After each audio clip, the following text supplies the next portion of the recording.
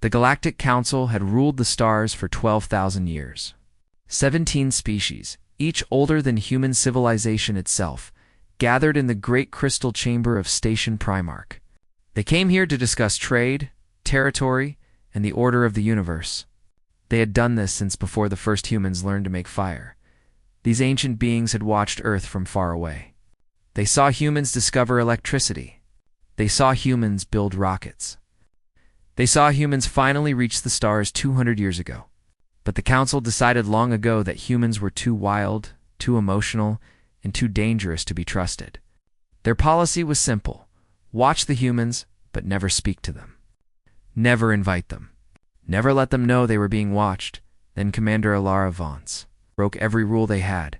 She arrived not in a great warship, but in a small cargo ship that had seen better days. The ship was old and beaten, held together with repairs and determination. But somehow this small human vessel had found the secret location of Station Primarch. Somehow, it had broken through security systems that had protected the Council for thousands of years. The guards did not know what to do. No one had ever come uninvited before. By the time they decided to stop her, Lara was already walking through the great doors of the Council chamber. 17 species turned to look at her. The Velthari beings of light and flowing tendrils glowed with surprise. The Vorix creatures made of living liquid metal rippled with confusion. The Dreeth, ancient philosophers who had lived for millions of years, simply watched with calm interest. The Velthari High Speaker rose from his seat. His tendrils burned bright red with anger. "How did you get here? How did you break our security?" Ilara stood alone in the center of the great chamber. She was small compared to these beings. She was young compared to their ancient years, but she did not look afraid. "Your security was designed to stop logical minds," she said. "Minds that think in straight lines. But humans do not think in straight lines. We guess. We feel. We try things that make no sense." She smiled. "I simply tried every wrong answer until I found the right one." Some of the council members made sounds that might have been laughter. The Vorix delegate spoke, his voice like metal scraping against metal. "You are bold for such a small creature, but you have broken our laws. You have invaded our sacred space. Give us one reason not to destroy you where you stand." Ilara reached into her coat and pulled out a small data chip. She held it up so everyone could see. "This is my reason," she said. 6 months ago, a plague struck the colony on Vethers Minor. 3 million people lived there. Humans, yes, but also Korath and Cylon and others. They sent messages begging for help. They sent them to everyone, including you. The chamber grew very quiet. "Lara Continges had the cure," Ilara continued. "Your warehouses held enough medicine to save everyone. But your council decided that the cost was too high. You calculated that saving 3 million lives was not worth the resources, so you did nothing." The Velthari High Speaker's tendrils flickered. "You do not understand how the galaxy works, little human. We must think of all species, all worlds. We cannot spend our resources on every small tragedy. Ilara's voice was soft, but it carried through the entire chamber. "My grandmother was on Vithris Minor. She was a teacher. When the plague came, she kept teaching. Even when she could barely breathe, she taught the children to read. She told them stories. She made them laugh. And she died believing that help was coming." Ilara stepped forward. The guards moved to stop her, but she had already placed the data chip on the speaking podium. "Help was not coming. Because you decided she was not worth saving?" The Dreeth philosopher leaned forward with interest. "And what is on this chip, young human?" "Everything," Ilara said. "The locations of 14 council supply stations, access codes to your emergency medical reserves, shipping schedules, communication frequencies, everything your bureaucracy tried to hide." She looked around the chamber at 17 species who had never been challenged like this. "I have already sent copies to every independent ship captain in the Outer Rim. By now, medicine is already moving to the colonies you abandoned." The chamber erupted.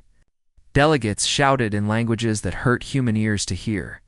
The Velthari High Speaker's tendrils burned almost white with rage. This is theft, he roared. This is an act of war against the Galactic Council. No, Alara said calmly. This is a choice. You can arrest me. You can execute me. You can send your fleets to burn Earth to ash. But before you do, ask yourself one question. She paused. How did one human in one old ship learn more about your own systems than you know yourselves? The Vorix delegate moved closer. Oh. Studying her with sensors that could detect the rhythm of her heart, the electricity of her thoughts. What is your point, human? My point is that we have been watching you for 200 years, learning, waiting, and we have decided that the galaxy deserves better than optimal resource allocation. Ilara turned and walked toward the exit. I am going to help those colonies. You can try to stop me, but I should warn you, I am not the only human who has been paying attention. She reached the great doors and paused. We are very good at making things complicated for people who underestimate us. We have been doing it for our entire history. Every empire that thought we were too small to matter, every enemy that thought we were too weak to fight, every obstacle that should have destroyed us. She looked back at the council one last time. We are still here. And now we are out here, among the stars, with you. Gas! The doors closed behind her. For a long moment, no one spoke. The 17 species of the Galactic Council, rulers of known space for 12,000 years, sat in stunned silence. Finally, the Dreeth philosopher made a sound that might have been a sigh. Well, he said slowly, that was unexpected. The Axelar delegate, a being of living crystal who existed partially outside of normal time, flickered with strange light. Not entirely, she said. I have seen many possible futures. This human appeared in several of them, but I did not expect her so soon. What do we do? Asked a smaller delegate from a species that had not spoken before, no one had an answer for the first time in 12,000 years. The Galactic Council had no idea what would happen next. And somewhere out in the darkness between stars, a woman in a beaten old ship was already changing everything. 3 months passed after Alara Vance walked into the Galactic Council and turned their world upside down. The ancient rulers of the galaxy had expected war. They had expected violence. They had expected the humans to attack with ships and weapons. Instead, Alara did something far more dangerous. She helped people. The data chip she left behind spread across the galaxy like fire through dry grass.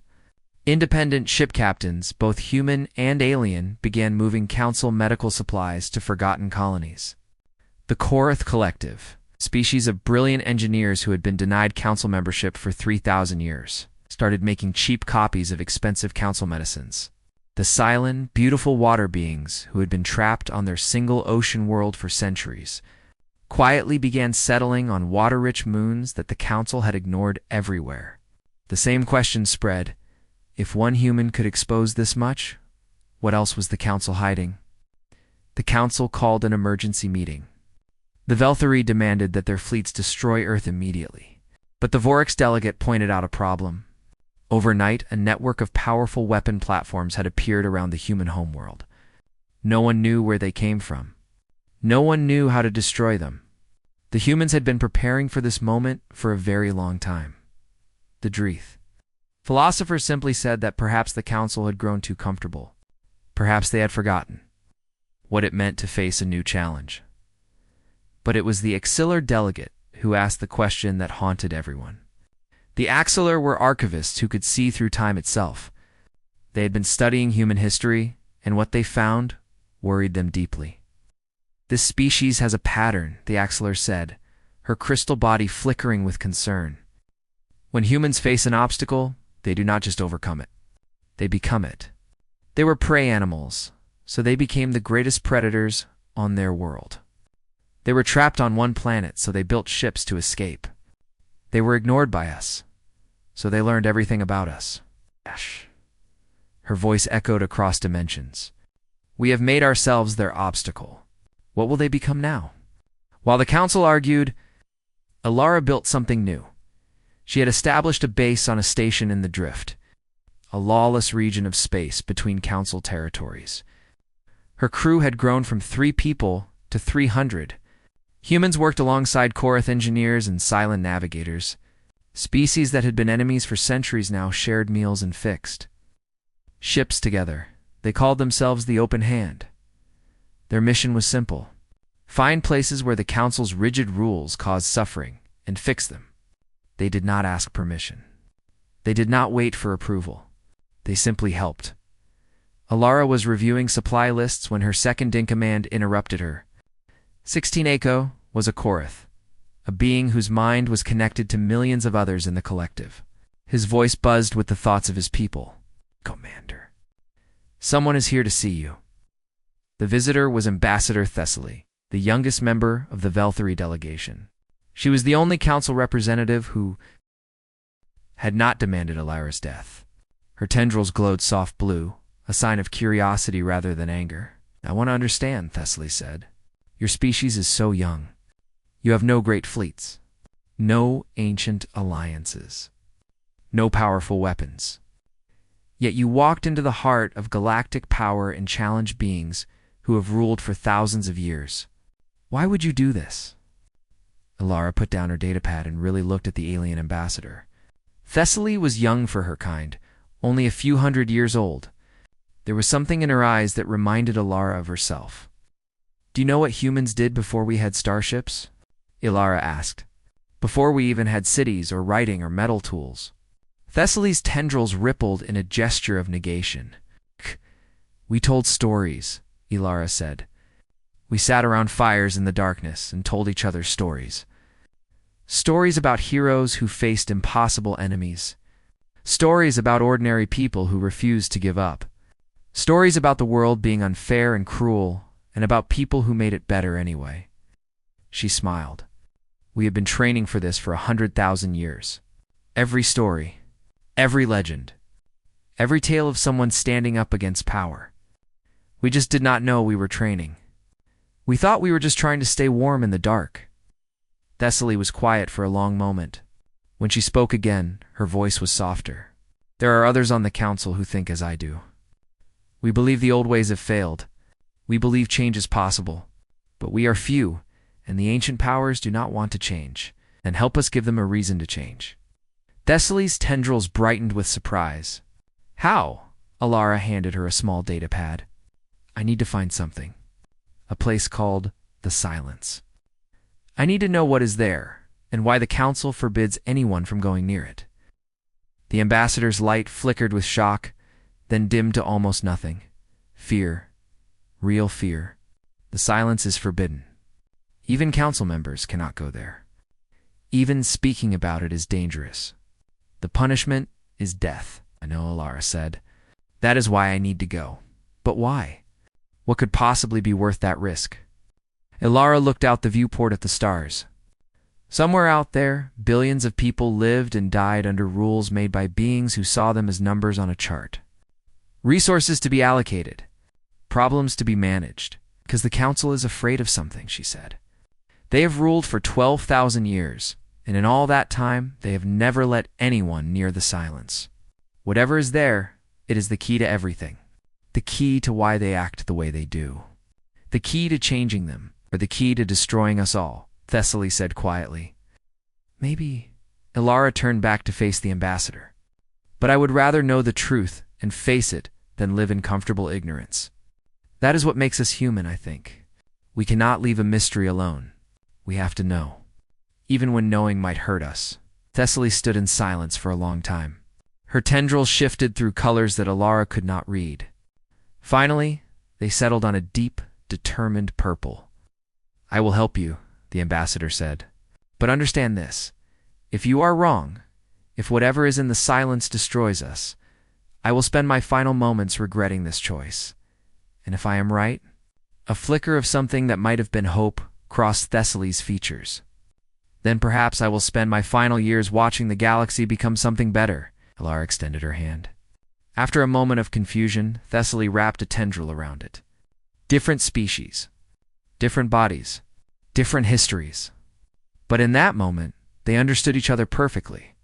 The galaxy was changing. Ancient powers trembled at the sound of footsteps they had never expected to hear. And at the center of it all, A human who refused to accept the rules was about to learn why those rules existed in the first place. The silence waited. It had been waiting for a very long time.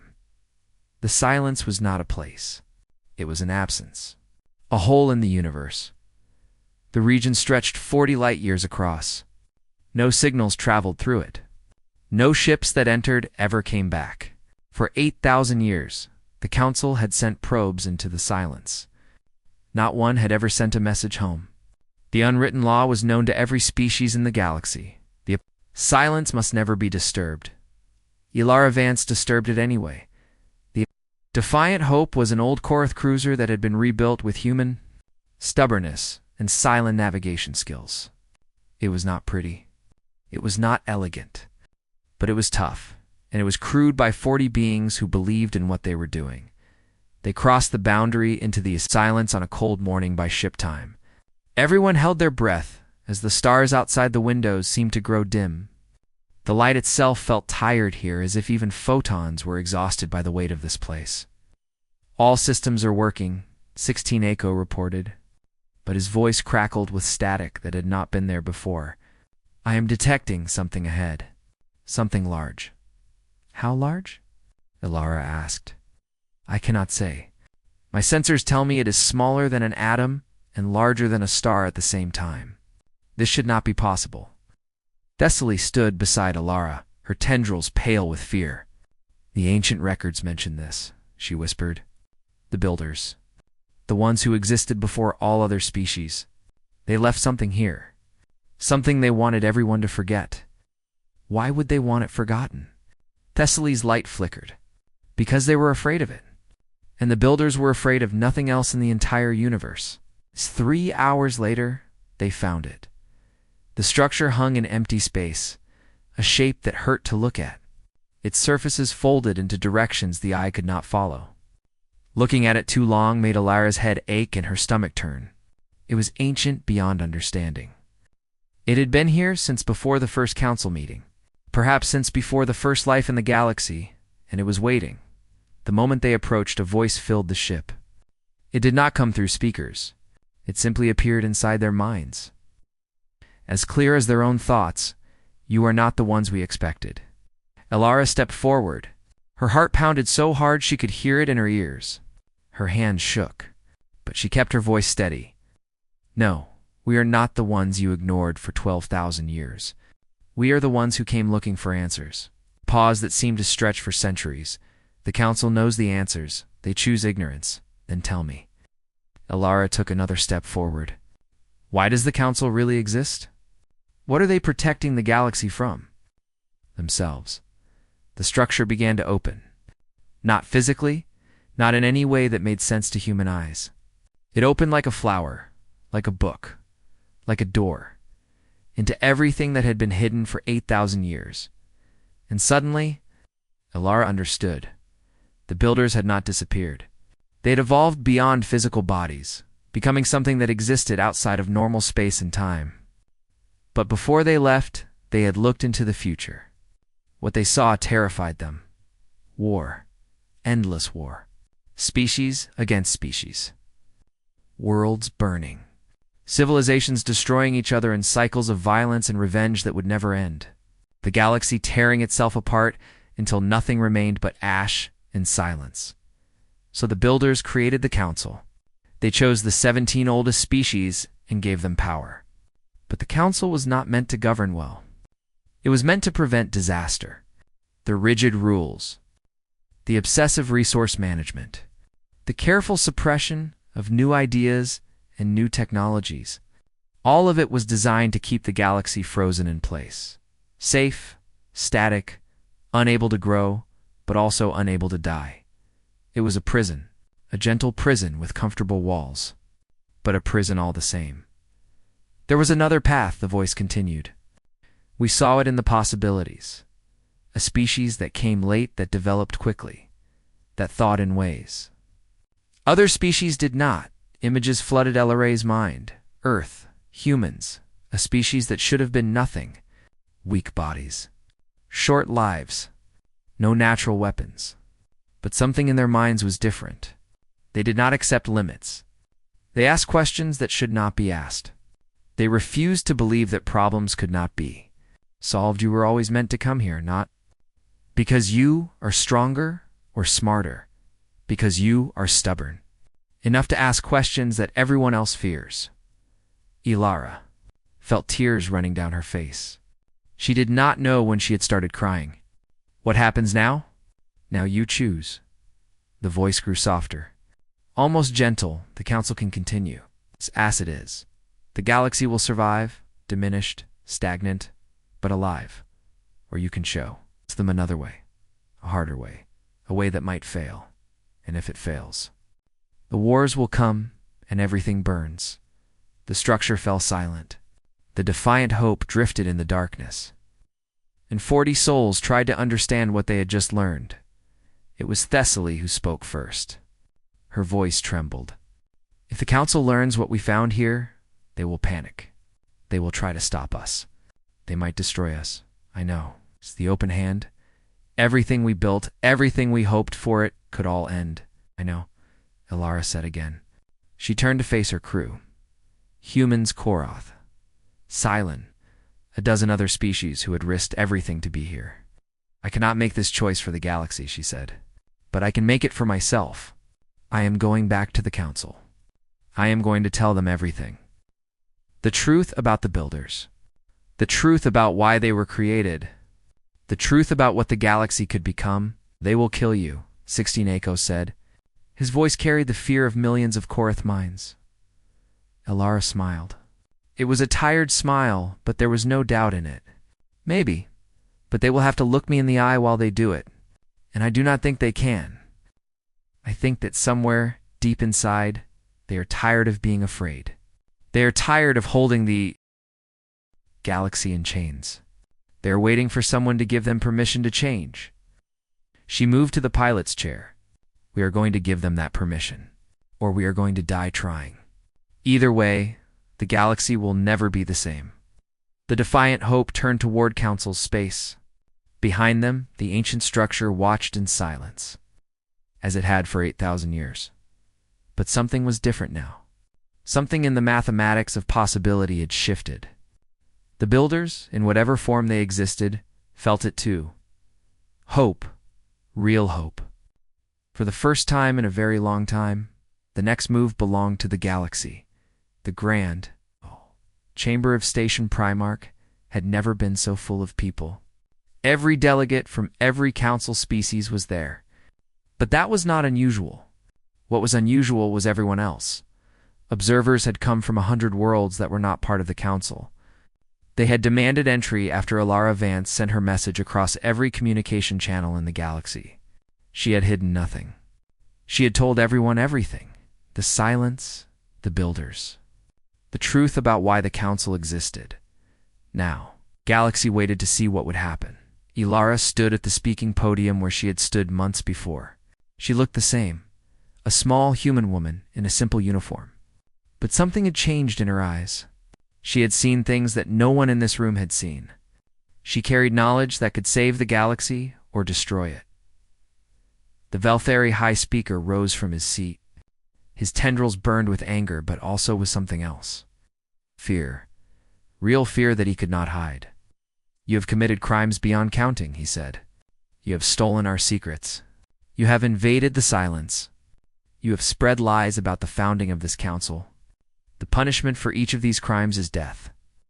A murmur ran through the chamber. The observers shifted nervously. But worse than all of this, the High Speaker continued, you have made us question ourselves. You have made us doubt the wisdom of 12,000 years. For this there can be no forgiveness. Ilara did not respond immediately. She let the silence stretch until everyone in the chamber was uncomfortable. Then she spoke. Everything I said is true. You can send your own ships to the silence. You can see the structure yourselves. You can hear the voice of the builders. I am not asking you to believe me. I am asking you to look. The Dreeth philosophers stirred with interest. They were ancient beings who valued truth above everything else. And if we look, one of them asked, if we find that you are telling the truth, what then? Then you choose, Ilara said simply. The builders gave the galaxy to you because they thought you could keep it safe. They were not wrong. You have kept us safe for 12,000 years. But safe is not the same as alive. Safe is not the same as free. She looked around the chamber at 17 species who had ruled the stars since before human civilization began. You can continue as you are. Keep the galaxy frozen. Keep us all safe in our little cages. And in 1,000 years, or 10,000, or 100,000, the galaxy will still be here. Smaller, quieter, slowly dying. But here, her voice grew stronger. Or you can choose differently. You can let the galaxy grow. Let it change.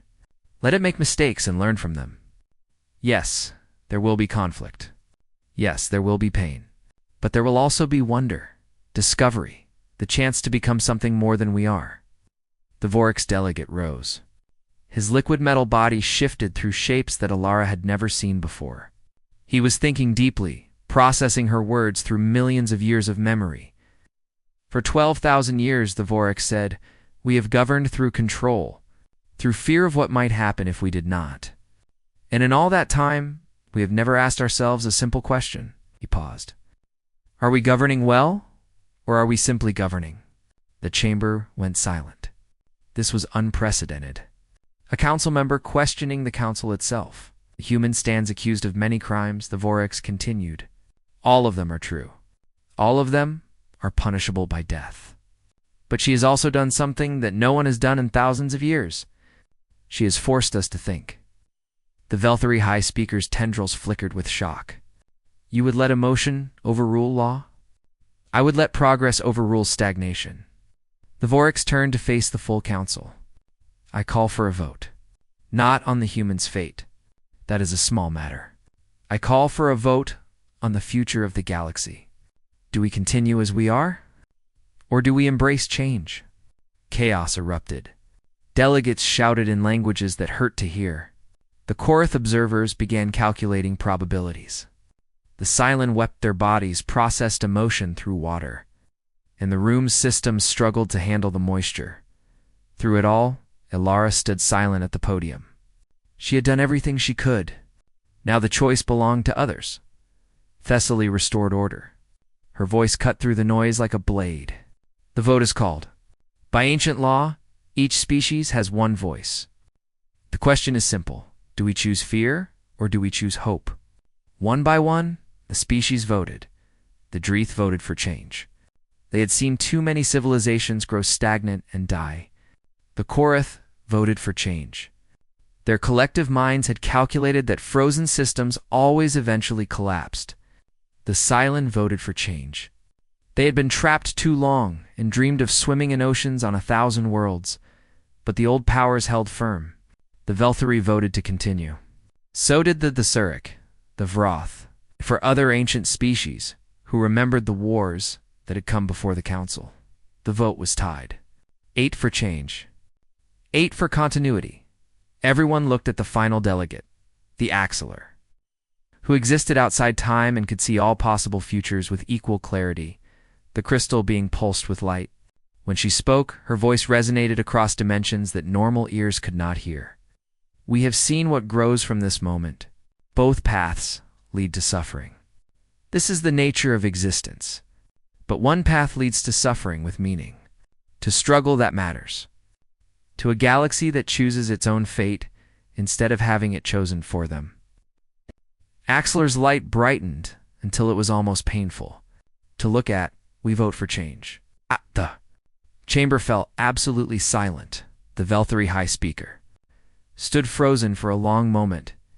His tendrils shifted through colors, anger, fear, confusion, and finally, slowly, something that might have been relief. As if a weight he had carried for thousands of years was finally being lifted. It is decided, he said. His voice was heavy, but not angry. The council will adapt. He looked directly at Alara. But know this, human. If your way leads to war, if your hope burns worlds, the responsibility will be yours. Every death, every tragedy, every consequence of this choice, it will rest on your shoulders forever. Elara met his ancient gaze without flinching. I know, and I accept it. She stepped down from the podium. The observers parted to let her pass. Some reached out to touch her as if she were something sacred. Others simply stared in wonder at the small human woman who had changed everything. At the door, she paused and looked back one last time. Thank you, she said, not for sparing my life. Thank you for being brave enough to hope. And the chamber erupted into 1,000 conversations about what would happen next. The galaxy had changed. The chains that had held it for 12,000 years were broken. Now came the hard part, building something new from the pieces, but for the first time in longer than anyone could remember. The future was not written. The future was a blank page, waiting for new stories to fill it, and that, more than anything else, was what the galaxy had needed all along. 1,000 years had passed since Elara Vance walked into the Galactic Council and changed the course of history. A young human named Kai stood in the central plaza of New Harmony Station, looking up at a statue. The statue showed a woman in a simple uniform, her hand reaching forward as if she was trying to touch something just beyond her grasp. The words carved into the base were simple. She asked the first question. The galaxy found the answer together. Kai was late for class. Professor Dreth7, who had actually known Elara in her final years, did not like students who were late. But Kai stopped here every morning anyway. He needed to see her face. He needed to remember why any of this mattered. 1,000 years. So much had happened since that day in the council chamber. The history files recorded everything. The first decade of chaos, when the old systems fell apart and new ones struggled to take their place, ships had lost their navigation signals. Supply chains had collapsed. For a few terrible years, it seemed like Elara's hope might have been a mistake. But then something remarkable happened. People started helping each other. The Korath Collective, who had been denied council membership for 3,000 years, became the galaxy's greatest builders. They created new communication networks and new trade routes. They asked for nothing in return, except the chance to contribute. The silence spread across 100 ocean worlds. On each one, they discovered something new about themselves. They developed new forms of art, new ways of thinking, new philosophies that enriched every species they touched. The Velthari, who had been the most resistant to change, underwent their own transformation. A movement started by young members like Thessaly eventually reformed their entire culture. They went from being the most rigid species in the council to being some of the galaxy's greatest diplomats and teachers. There had been wars, of course. Elara had known there would be. The Vroth conflict lasted 20 years and killed millions. The Tesseral Schism nearly tore the new cooperative apart. The Exillar Paradox, when a group of time-seers tried to undo the vote that had changed everything, threatened to erase the new timeline entirely. Kai's grandmother had died in the Tesseral Schism. His father still carried scars from border conflicts. The galaxy was not a perfect place. It was messy and complicated and sometimes cruel, but it was alive. "You are going to be late again," a voice said behind him. Kai turned and saw his study partner approaching. Thessaly 7 was a young Velthari, a direct descendant of the ambassador who had helped Elara find the silence. Her tendrils glowed with friendly amusement. "I know," Kai said. "I just need to look at her sometimes. All the debates we have in class, all the theories about optimal cooperation and ethical resource distribution. Sometimes it feels so abstract. I need to remember that a real person started all of this. Someone who was just as confused and scared as I am." Thessaly moved to stand beside him, looking up at the statue. "My ancestors' journals are required reading in Velthari schools now. Do you know what she wrote about Elara?" Kai shook his head. She wrote, "The human taught me that being right is not the same as being good. The council was right that change was dangerous, but Elara was good enough to believe we could survive the danger." Thessaly's tendrils shifted to a thoughtful blue. "I think about that a lot. Being right versus being good. It is so easy to be right. You calculate the risks, you weigh the costs, you make the logical choice. Being good is harder. It means taking risks because they are worth taking. It means believing in people even when they might let you down." They stood in silence for a moment. watching the morning light play across the statue's features. Around them, New Harmony Station hummed with activity. Korath engineers argued with silent architects about a new construction project.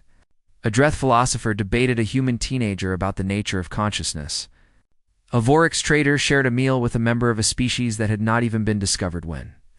Ilara was alive. This was the galaxy she had fought for. Not perfect, not peaceful, but connected, growing, alive with possibility. Do you think she would be proud? Kai asked. If she could see what we have become? Thessaly considered the question. I think she would be proud of some things and disappointed by others. I think she would tell us that we still have work to do. I think she would remind us that change is not something that happens once. It is something we have to choose every single day. Kai nodded slowly. Then I guess we should get to class. We have a lot to learn. They walked together toward the academy. Two young beings from species that had once feared each other. Now, building a future that neither could have imagined alone. Behind them, the statue of Ilara Vance stood in the morning light, her hands still reaching, still hoping, still believing that the galaxy could be better. In the silence, in a structure that existed beyond normal space and time, the builders watched. They had waited for 8,000 years for this moment. For a galaxy that chose growth over stagnation, for species that chose cooperation over control, for the children of 1,000 worlds to finally take their first steps toward becoming something new. When the message was finally decoded, 300 years after Ilara's visit, it contained only a few words. We knew you could do it. Now go further than we ever dreamed, and somewhere, in a quiet corner of the galaxy, a young human closed her history book and looked up at the stars. She did not know Ilara's story yet. She did not know about the council or the builders or the vote that had changed everything, but she felt something stirring in her chest. A curiosity that would not be quiet. A question that demanded an answer. She did not know it yet, but she was about to start an adventure of her own. Because that was what humans did. They asked questions. They pushed boundaries. They refused to believe that the universe could not be better, and the galaxy, vast and strange and full of wonders, was waiting to see what she would discover.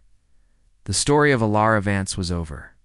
But the story of the galaxy was just beginning, and in a universe filled with infinite possibilities, that was exactly as it should be. Some stories end with a final page. Some stories end with a door opening to something new. This one ended with both.